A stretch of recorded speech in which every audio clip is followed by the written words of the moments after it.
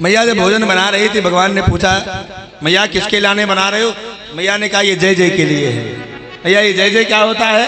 जैसे माताएं कह देती ना आज जय जय है, पूजा है, बच्चों को जय जय के नाम से बताते हैं। बार बार प्रश्न कर रहे तो मैया परेशान हो गए बनाते समय। तो मैया ने कहा जा अपने बाबा से पूछ ले। बाबा से पूछे बाबा कि मैया क्या कर रही है? बाबा ने कहा कि देवराज इंद्र के लिए है।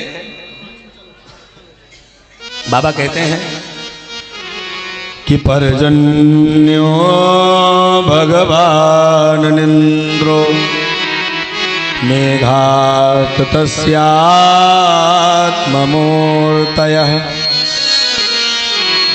ते विवर्षन्ति भूतानां